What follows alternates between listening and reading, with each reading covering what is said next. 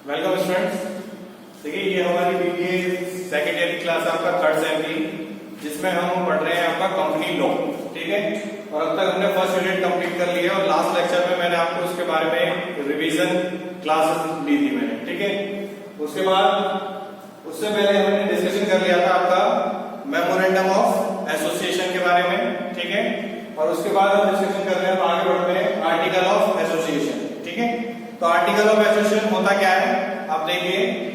Article of association are the internal regulations of a company and are the benefits of share holders. ठीक है, जितने भी आपके internal rules and regulations होते हैं आपके मैनेजमेंट को रन करने के लिए, वो सारे डिसाइड किए जाते हैं इसमें आपका आर्टिकल ऑफ एसोसिएशन। ठीक है, देन आगे बढ़ते हैं। There are rules and regulation related to the internal management of the company. जो मैंने आपको बताया कि जो हमारा इंटरनल मैनेजमेंट है उसकी क्या क्या पॉलिसीज होंगी, किस तरीके से वो वर्क करेगा। ठीक है, और किस तरीके से वो अपने शेयर होल्डर्स के रिगार्डिंग उसकी रेस्पॉन्सिबिलिटी होगी, वो सारी उसमें आपकी क्लियरली डिफाइन होंगी। ठीक है, देन आगे आते हैं आपका the article defines the mode and form on which the business of the company is to be carried on. ठीक है, क्या है आपका, क्या डिफाइन करेगा आर्टिकल, जो आपका मोड है, किस मोड में आपका बिजनेस है। ठीक है, और फॉर्म, किस तरीके का आप बिजनेस कर रहे हैं। ठीक है, चाहे वो रिटेल है या किस तरीके का है। ठीक है, वो चीज आती है आपकी किसमें, आर्टिकल ऑफ एसोसिएशन में। मेन जो चीज आपकी आर्टिकल ऑफ एसोसिएशन में कंसीडर करी जाएगी वो होगी आपकी रूल्स रिगार्डिंग इंटरनल मैनेजमेंट। ठीक है, जो हमारा इंटरनल मैनेजमेंट है, जो कंपनी को रन करवा रहा है, वो किस तरीके से वर्क कर रहा है। ठीक है, और वो किन किन रूल्स पे वर्क करेगा और उसकी क्या क्या पॉलिसीज होंगी। ठीक है, वो सारी चीजें आती है आपकी किसमें, आर्टिकल ऑफ एसोसिएशन के अंदर। ठीक है, अब बात करते हैं आपके नेक्स्ट टॉपिक आ गया हमारा component of article of association. क्या क्या चीजें होती हैं आपकी आर्टिकल ऑफ एसोसिएशन में। ठीक, इसमें आ जाइए, the articles of association will usually specify the way a company issue stocks, distribute dividends and performs financial records. ठीक है, क्या करेगा, क्या क्या चीजें हमारे आर्टिकल ऑफ एसोसिएशन में आती हैं कि कंपनी किस तरीके से अपने स्टॉक इशू करेगी। ठीक है, देन किस तरीके से एक पर्टिकुलर टाइम पीरियड के अंदर जो उसे प्रॉफिट हुआ है तो अपने शेयर होल्डर्स को उस प्रॉफिट का डिविडेंड किन पॉलिसीज के बेसिस पे डिस्ट्रीब्यूट किया जाएगा। ठीक है, और जो हमारी फाइनेंशियल रिकॉर्ड्स हैं, ठीक है, वो किस तरीके से मेंटेन होंगे और किस तरीके से उनसे फ्यूचर रिजल्ट हम ओरिएंट करेंगे। ठीक है, वो सारी चीजें किसमें आएंगी आपकी, components of article of association. The document is focused on giving the reader information about the methods a company use to achieve its daily, monthly and yearly goals.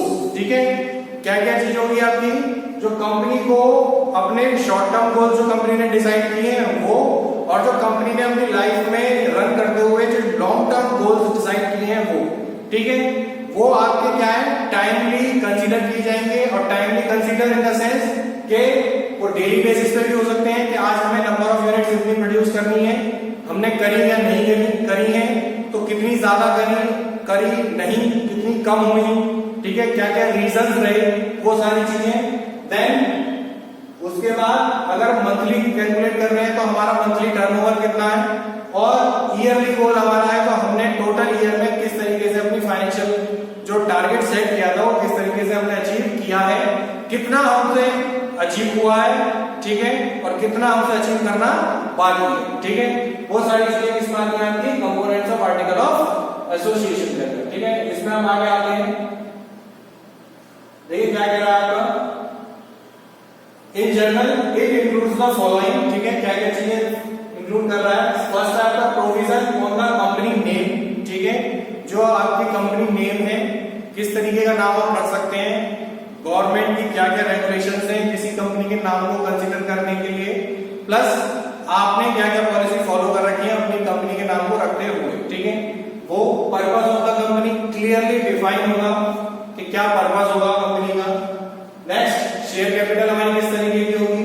Next है आपका ऑर्गेनाइजेशन ऑफ द कंपनी, किस तरीके की हमारी organisation है company की, limited company है, private limited company है वो। लास्ट आता है आपका provisions on share holder meeting. ठीक है, क्या क्या प्रोविजंस हैं आपके शेयर होल्डर के मीटिंग्स की रिगार्डिंग, ठीक है।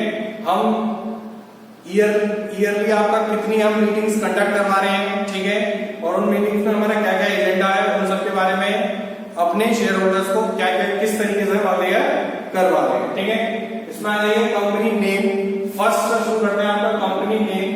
अ company must adopt an official name as a legal entity, ठीक है। मतलब क्या है, कंपनी जब भी अपना बिजनेस रन करेगी तो उससे पहले वो क्या कंसीडर करेगी, अपना एक नेम कंसीडर करेगी एज अ लीगल एंटिटी, ठीक है। मेमोरेंडम ऑफ एसोसिएशन में क्या हो रहा था आपका कि हमने सर्टिफिकेट हमें इशू हो चुका था, ठीक है।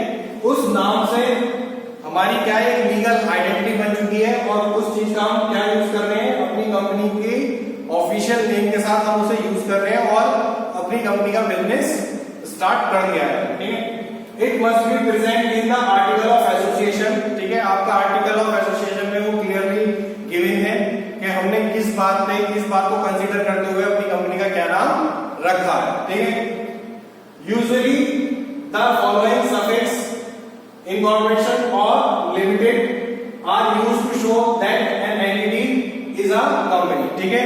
क्या क्या रख रखा है, हमने लिमिटेड रख रखा है, जो हमारे सफिक्स है जो क्लियरली मेंशन कर रहे हैं कि हमारी टाइप ऑफ कंपनी क्या है, ठीक है, वो चीज।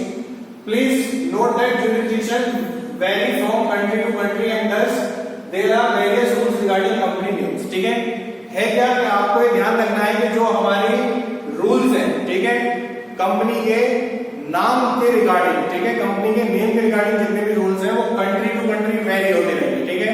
हर कंट्री के अपने अलग रूल होंगे और उन रूल के अकॉर्डिंग ही कंपनी रन करेगी, ठीक है। कंपनी अपने जो आपका नाम है किसका, कंपनी का, उसे कंसीडर करेगी, ठीक है।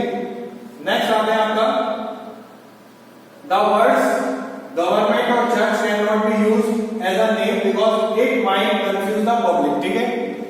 जो तो आपके वर्ड है गवर्नमेंट और चर्च, ठीक है, मतलब कि चर्च इन द सेंस कि आप किसी भी रिलीजियस तरीके का आप नाम नहीं रख सकते, ठीक है।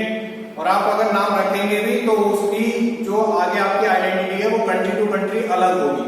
जैसे हमारे यहाँ बहुत से आपको मैसेज कृष्णा मिल सकता है आपको, ठीक है। वो सारी क्या है, अलग पॉलिसीज हैं। हमारी कंट्री उन्हें परमिट करती है कि आप इस तरीके का नाम रख सकते हैं, ठीक है। लेकिन जो नॉर्मली हम बात कर रहे हैं कि जैसे गवर्नमेंट और चर्च से रिलेटेड है या किसी हायर हमारे मंदिर वगैरह से किसी रिलेटेड है तो उस तरीके का नाम हम नहीं रख सकते, ठीक है, because it might confuse the public. Also words that are offensive and vulgar are also prohibited, ठीक है। जो वर्ड है, ठीक है, ऐसा नहीं है आपने डिफरेंट नाम रखने के चक्कर में आप कुछ भी रख लो, ठीक है।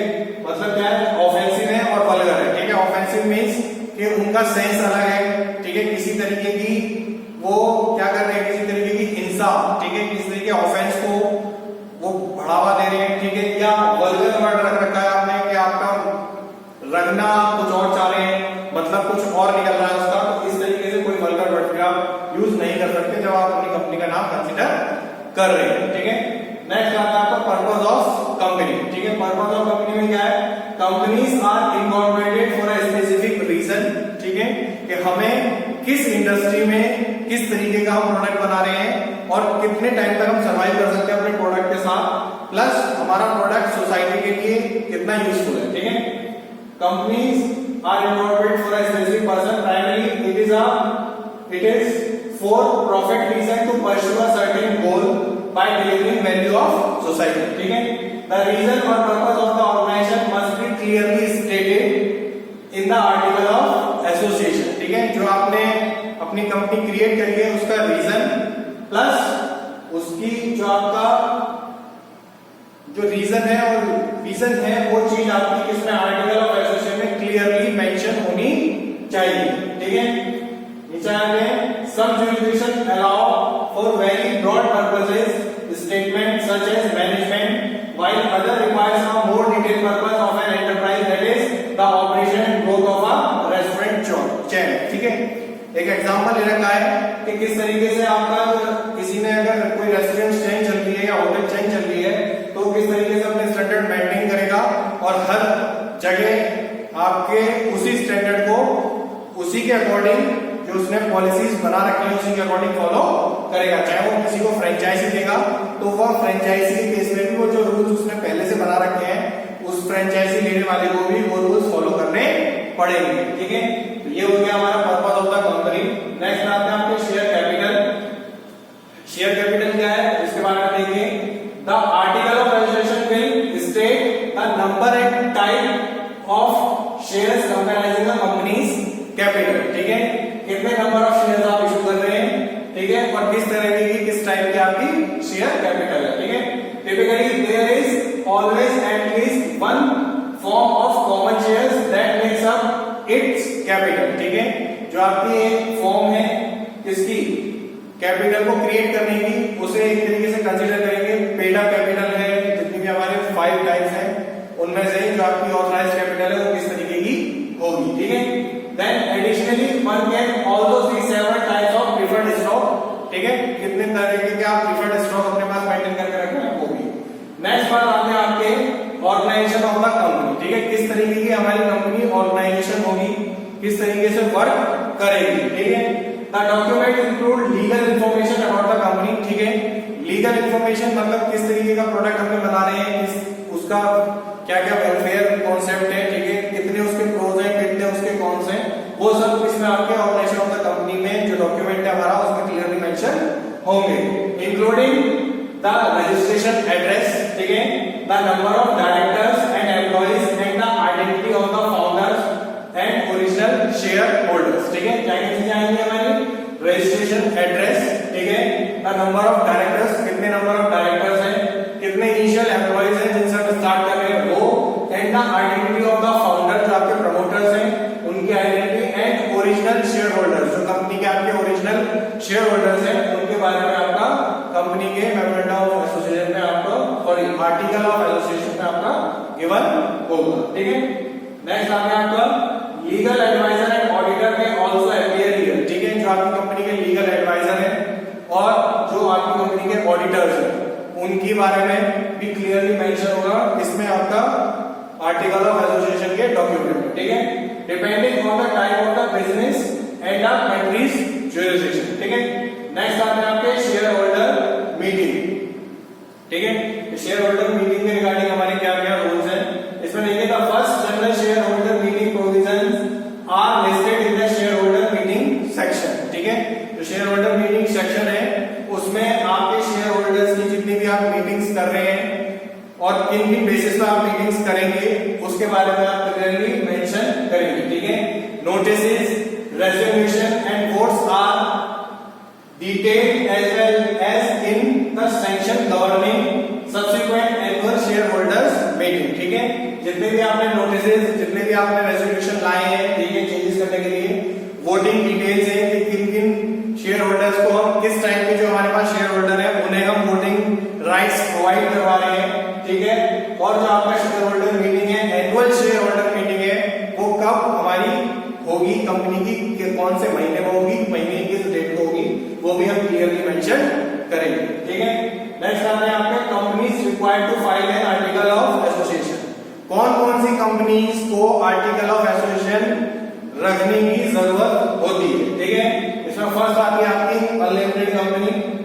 Unlimited company means the document must include the number of employees and the amount of share capital. ठीक है, अनलिमिटेड कंपनी के केस में क्या है कि डॉक्यूमेंट क्या क्या चीजों को कंसीडर करेगा आपका, फर्स्ट कितने नंबर ऑफ एम्प्लॉइज है और सेकंड आपकी शेयर कैपिटल की कितनी अमाउंट है। ठीक है, नेक्स्ट बात आती है आपकी कंपनीज लिमिटेड बाय गारंटी। ठीक है, कंपनीज लिमिटेड बाय गारंटी में the document must specify the number of members with which the company will be registered. ठीक है, जो आपकी कंपनी रजिस्टर्ड हुई है उसमें रजिस्ट्रेशन के टाइम हमारे पास कितने नंबर ऑफ मेंबर्स थे वो चीज हमारी क्लियरली मेंशन होगी किसमें, आपकी कंपनीज लिमिटेड बाय गारंटी के आर्टिकल ऑफ एसोसिएशन। ठीक है, नेक्स्ट आता है आपका private companies limited by shares. ठीक है, अगर प्राइवेट कंपनी के केस में कोई कंपनी हमारी लिमिटेड बाय शेयर है तो उसके लिए क्या होगा, the document must include the provision restricting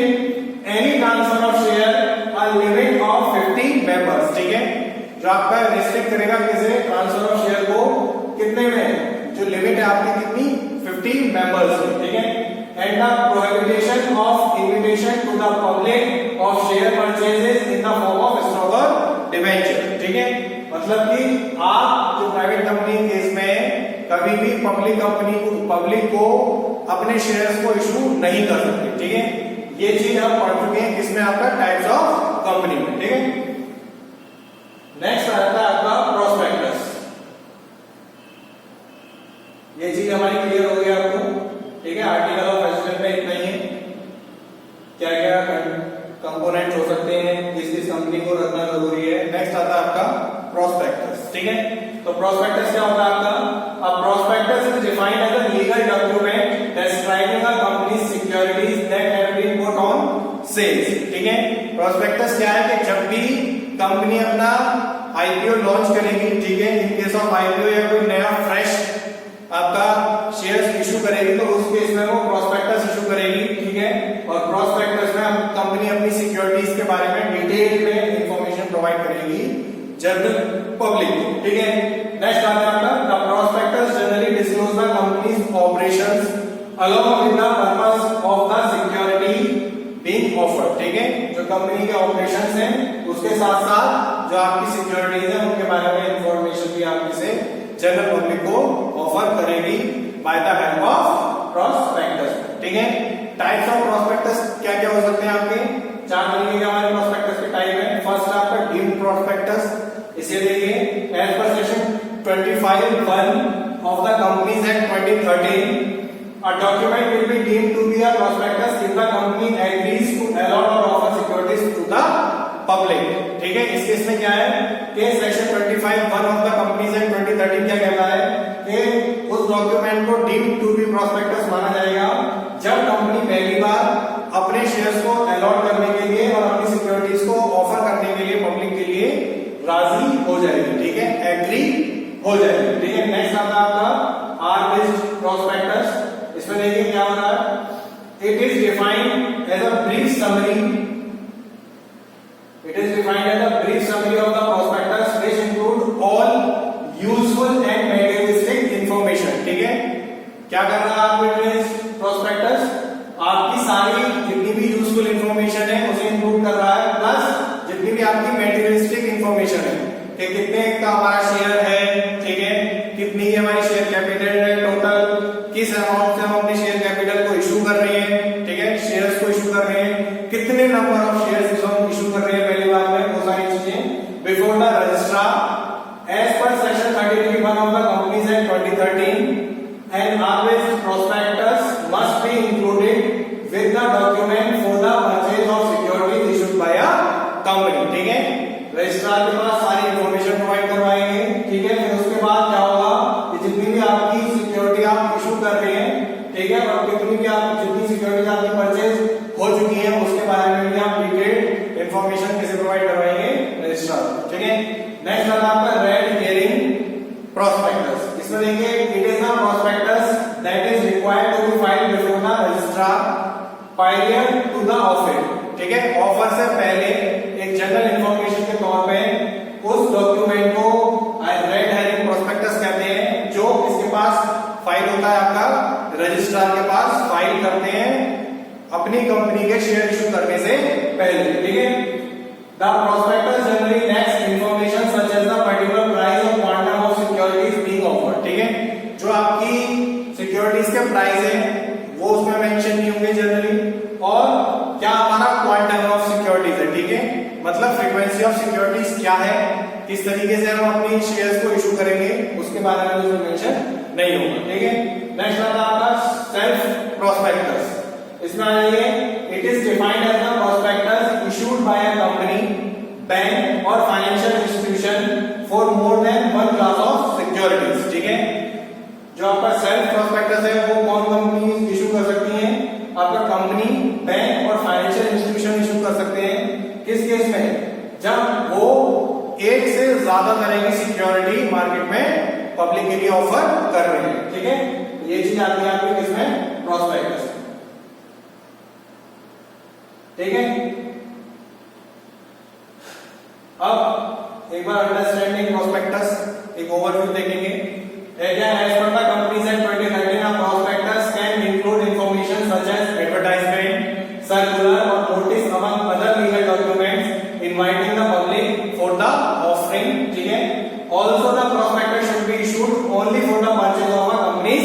security. ठीक है, क्या है, आपकी एडवर्टाइजमेंट इंक्लूड हो रहा है, सर्कुलर, नोटिस और लीगल डॉक्यूमेंट्स इंक्लूड हो रहे हैं, किसके लिए, जनरल पब्लिक को सिक्योरिटी ऑफर करने के लिए। ठीक है, वो चीज आती है हमारे किसमें, प्रोस्पेक्टस। ठीक है, डिस्क्लोजर और प्रोस्पेक्टस क्या है आपका, पहले आपकी जनरल इंफॉर्मेशन आती है, फिर फाइनेंशियल इंफॉर्मेशन आती है, फिर आती है आपकी क्या, स्टैट्यूटरी इंफॉर्मेशन। जनरल इंफॉर्मेशन में क्या क्या चीजें आती है, the general information contain in a prospectus will be related to the name and address of a company. ठीक है, फर्स्ट क्या है, name and address of the company, head office of the company, ठीक है, officers, company secretary, directors, bankers, legal advisers, इन सब के बारे में जानकारी दी जाती है, वो चीज आती है आपकी जनरल इंफॉर्मेशन। ठीक है, नेक्स्ट आता है आपका फाइनेंशियल इंफॉर्मेशन में बात करते हैं। The financial information includes reports provided by companies auditor. ठीक है, जो कंपनी के ऑडिटर ने रिपोर्ट प्रोवाइड करी है वो चीजें आती हैं आपकी इसमें फाइनेंशियल इंफॉर्मेशन में, in connection to the profitability, liquidity, assets and liability. ठीक है, जो क्या क्या चीजें आपकी इंडिकेट करती हैं, सर्टेन टाइम पीरियड की प्रॉफिटेबिलिटी, लिक्विडिटी, एसेट्स और लायबिलिटीज कंपनी की क्लियरली मेंशन होती हैं, किसके द्वारा, आपके फाइनेंशियल इंफॉर्मेशन में, किसमें, प्रोस्पेक्टस में। ठीक है, थर्ड आती है आपकी स्टैट्यूटरी इंफॉर्मेशन, स्टैट्यूटरी मतलब लीगल। ठीक है, इसमें आता है आपका the prospectus should include an official declaration, ठीक है, concerning the compliance of the Companies Act। ठीक है, मतलब क्या है कि कोई भी जब सिक्योरिटी इशू कर रहे हैं, ठीक है, उस सिक्योरिटी को इशू करने से पहले उसके बारे में क्या क्या कंसर्न है हमारे, क्या क्या हमारे लीगल फॉर्मेलिटीज हैं, जो आपकी कंपनी को बनाते हुए जो हमने इंफॉर्मेशन दी थी, जो हमारा कंपनीज एक्ट में इंफॉर्मेशन है उसे फुलफिल कर रहा है या नहीं कर रहा है, उस चीज के बारे में। And also that the prospectus does not contain anything which violets the provision of law. ठीक है, और ये भी चीज उसमें क्लियरली मेंशन होती है आपकी स्टैट्यूटरी इंफॉर्मेशन में कि कोई भी जो हमारा कंपनीज एक्ट 2013 है उसका जो प्रोविजन है, किसी भी प्रोविजन को हमारा प्रोस्पेक्टस वायलेट नहीं कर रहा, और हमारा जो सिक्योरिटीज इशू है पूरी तरीके से वैलिड है। ठीक है, तो आज हमने डिस्कशन कर लिया आपके प्रोस्पेक्टस के बारे में। ठीक है, प्रोस्पेक्टस से पहले हमने आर्टिकल ऑफ एसोसिएशन के बारे में डिस्कशन किया था, उसमें types of article of association के बारे में हमने मालूम किया था। ठीक है, और फिर आपका क्या आ गया था, प्रोस्पेक्टस। प्रोस्पेक्टस में हमारे टाइप्स ऑफ प्रोस्पेक्टस, ठीक है, और हमारी इंफॉर्मेशन किस तरीके की आपकी डिस्क्लोजर, आपका जनरल, फाइनेंशियल और स्टैट्यूटरी। ठीक है, तो आज की क्लास में हम केवल इतना ही रख रहे हैं। ठीक है, और ये लगभग हमारे सेकंड यूनिट का क्वेश्चन है, ये भी हमारा कंप्लीट है और मोस्ट इंपोर्टेंट है। ठीक है, ये चीज आपको मिलेगी एग्जाम में, मेमोरेंडम ऑफ एसोसिएशन या आर्टिकल ऑफ एसोसिएशन या प्रोस्पेक्टस, तीन ही चीजें हैं और तीन चीजों का आपको क्वेश्चन रख के मिलेंगे आपको एग्जाम। ठीक है, कम से कम एक या दो क्वेश्चन आपको मिलेगा। ठीक है, तो आज के लिए हम अपना सेशन यही एंड कर रहे हैं। So thank you class.